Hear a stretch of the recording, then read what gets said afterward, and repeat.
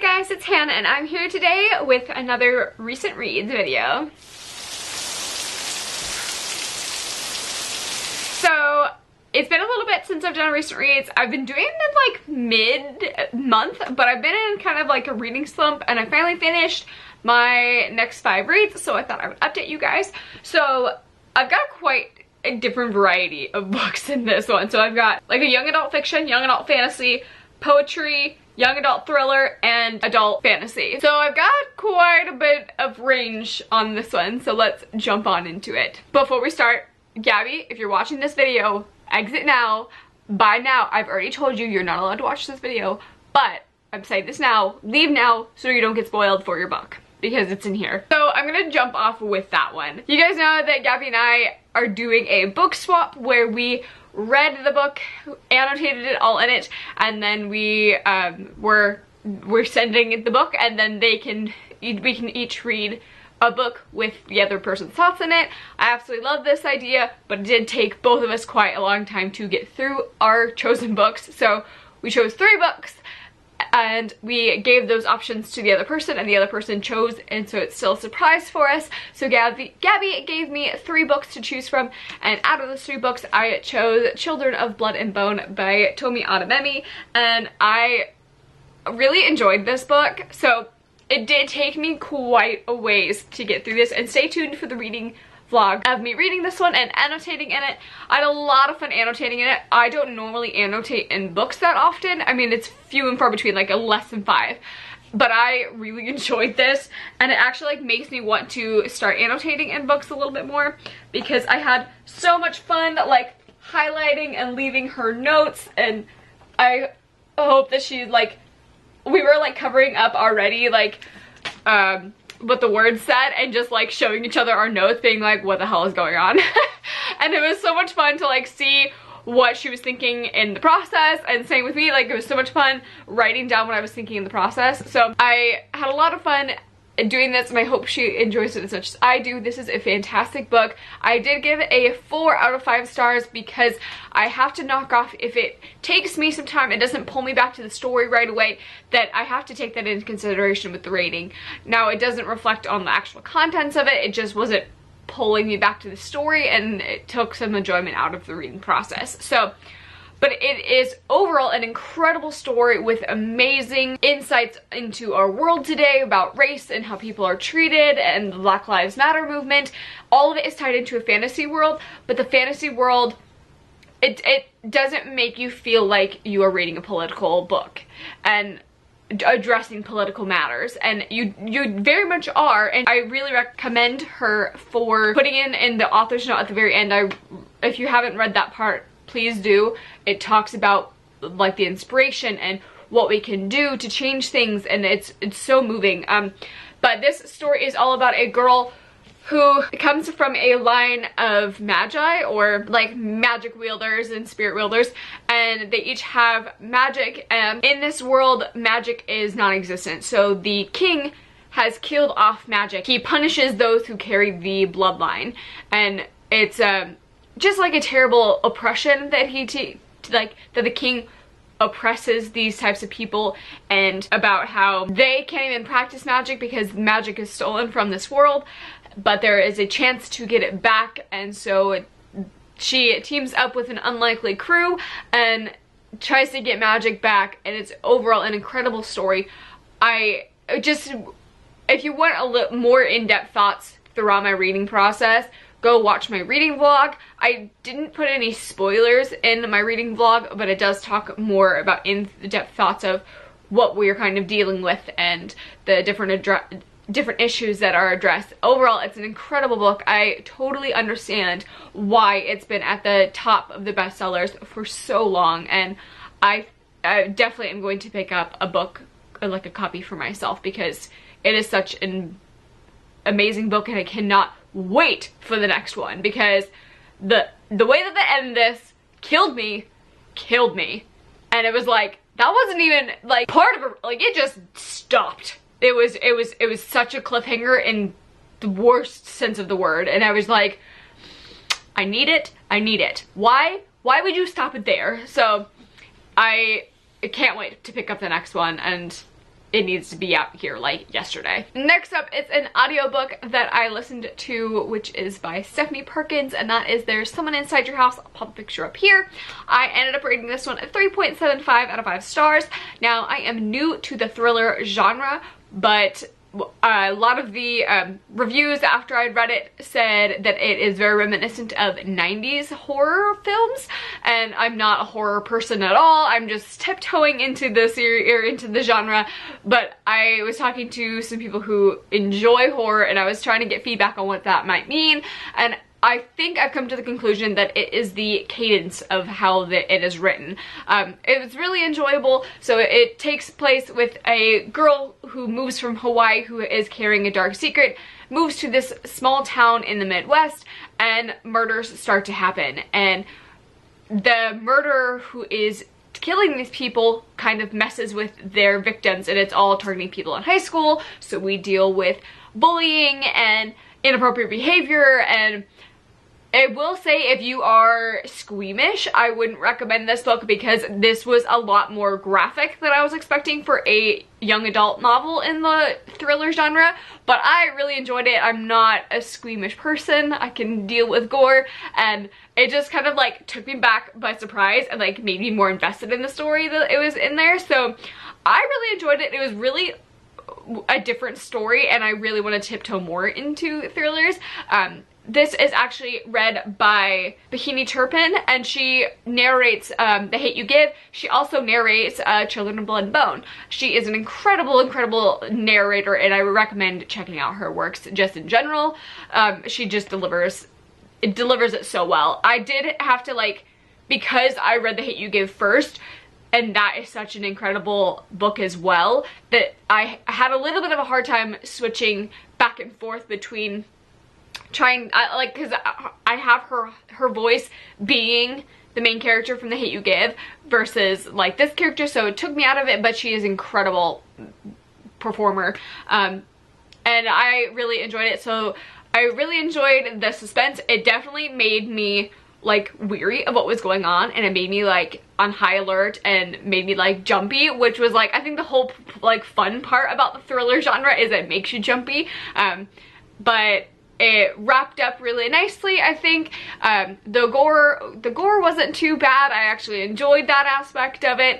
The cadence is the only thing that threw me off because I wasn't used to reading something like that.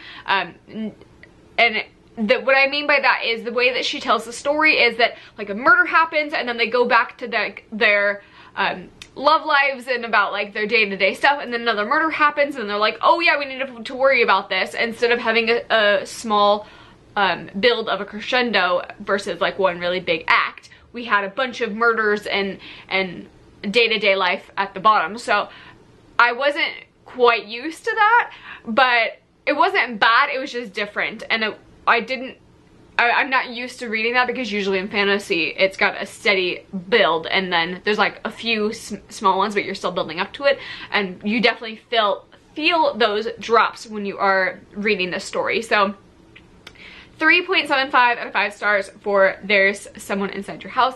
I was pleasantly surprised that I liked this one so much, and it's by Stephanie Perkins, who does romance, and I do like her romance stuff too, so it was interesting that she can flip between those two. Gosh, this is gonna be a long video. So next book is one that I picked up on a whim because I was at work and it was before Valentine's Day, and I had a customer who called and asked about this, and she was telling me how hilarious this book was, and I was like, okay, I needed it. Like, I was putting it on hold for her, and then I was like, she was telling me how great it was and how like she was listening to a review on it, and I was like, okay, I want to check this out too because the back is hilarious. So it's called Love Poems for Married People by John Kenny, and this is a very satirical type of poetry, and that is my aesthetic. Like, I love this. So like, you think sappy and it's not sappy. It's very funny, very real, and I really recommend it. I ended up giving this a 5 out of 5 stars. If you guys have any other like satirical style poetry, let me know down below because I would love more recommendations like this. I really enjoyed this, and usually I'm like, I don't want to spend money on poetry books because they're so tiny, and I read it and I'm done type of thing, and this one I thought was totally worth the money. So let me just give you like an idea. This is the only way that I can explain what the style of this is. I'm gonna read you the back of the cover, and it's like just a poem on the back of the cover, but I think it sums it up, this book, perfectly. So it says, "Are you in the mood? I am. Let's put the kids down, have a light dinner, shower, maybe not drink so much, and do the thing I would rather do with you than anyone else. Lie in bed and look at our iPhones." And it just is that type of humor that I enjoy so much. So Trevor and I ended up reading this one like near Valentine's Day, and we just spent time together reading these, and they were hilarious and we really enjoyed them. I think one of our favorites that it continues through it is like marriage counseling or something like that. It was like notes on marriage counseling. Oh man, I really enjoyed this. I highly recommend checking it out if you just want a funny read. Like if you don't want to purchase it, I'd recommend checking it out at the library because you can blow through it. It's great. Take a flip through it. It's a really enjoyable read. Even for not married people, like even just people in relationships, or if you've been in a relationship, like it's hilarious. Next up is one that I felt very tricked by, and that is because it looks so dang tiny. So this is The Lies of Locke Lamora by Scott Lynch, and this is the first one in the Gentleman's Bastard series, and I really enjoyed this, but again, I had to dock some points off of it because of how long it took me to get through it. So this looks like a tiny book. No. This is like 700-page book, and it doesn't look like it. And I was like picking up on the women. I'm like, why is this taking me so long to get through? It's a 700-page book. So I really enjoyed the humor in this. I really recommend the audiobook in this because it's so well done, and like the accents they do in it. So this is all, it starts with a boy who is a young boy without any parents, and he's a pickpocket, and the Gentleman's Bastards like guild or group or whatever they're basically like they're like hijinks, and they do pickpockets and they do schemes and they steal from people with people not really knowing, and it's really hilarious. That's probably the like shining moment in this, is that it's hilarious. Like the humor is great. If you are not into books with cussing, I do not recommend this. Obviously it's called the Gentleman Bastard series, but it's so funny and so my sense of humor. It's really good. The only thing I didn't like about this one was the pacing of it. So when listening to the audiobooks, it doesn't tell you when it jumps back and forth of present day versus past tense, and you jump back and forth from all throughout his young childhood. So it's very confusing, and I oftentimes had to clarify with Trevor because he read it before me, or go back and re-listen to parts of it because I didn't understand, well, what happened all of a sudden. So that's one thing that I really docked about this. I think I ended up giving this like a 3.75 or a 4 out of 5 stars because it jumped so much. So we would jump back to when he was 6, and then we would go back to present time, and then jump back to when he was 12, and jump back to present time, and then jump back again to when he was like 8. So it wasn't like a normal progression throughout his years, and it didn't tell you when we were jumping back. So you just kind of had to figure it out. I didn't like that part of it, and once you get through, and it was doing that for like a good like either half or a fourth of the book that it was jumping back that much. Once it kind of got into the later part of the book, we stabilized a little bit and we got focused on just like the heist that they were trying to do to make a bunch of money, and I really enjoyed that aspect. That was probably my second favorite aspect of it, was that the heist and the plans and like the team that they ended up building in this book. And it overall is a really good book, and Trevor says that the other ones are even better. I haven't decided if I'm going to continue with it. He says the jumping doesn't happen as much as the first one as in the other ones, so I might pick it up. Let me know down below if you've read it, if you think I should continue. But I really did enjoy the premise. I liked the voices. I liked like the different characters really stood out to me, and Locke is such like an amazingly funny character, and I would read it just for him, and I mean he is the main character. So probably 4 stars out of 5 for Lies of Locke Lamora. And last but not least is the Muggle Studies book club pick for January, which was The Lady's Guide to Petticoats and Piracy by Mackenzie Lee. I ended up rating this a 4 out of 5 stars. I really enjoyed this. It is very women empowerment. It stars a girl who This is the second one in the Gentleman's Guide series, or I don't know what the series is called, but it's the guide series, that's what I'm gonna call it. So this one stars Felicity, who is Monty's sister. She wants to be in medicine, but back in the 1800s, I think it's the 1800s, right? Back in the 1800s, she isn't respected as a woman, and they think that women can only be nurses and to take care of people. She wants to actually cut people up and use medicine as a preventative measure and to make people not sick anymore. And they are very against it. They won't even listen to her. So you hear about women's struggles of trying to be respected in that time frame. There is also parts of it with a best friend and her getting married, her searching for her family artifacts, and there's pirate storyline, and it is such a wild adventure. If you want to know more about my thoughts on this, I did do kind of a mini review in my vlog, so I will leave a link down to that below, so feel free to check this one out. But overall, I really enjoyed this one. I did say that I liked the Gentleman's Guide better, but this one will stick with me more because the way that she writes and the way that she talks about women's issues really resonates with me, and I really enjoyed seeing that part of it. Another big thing that I loved in this was the ace representation in this. I like that we get to see that.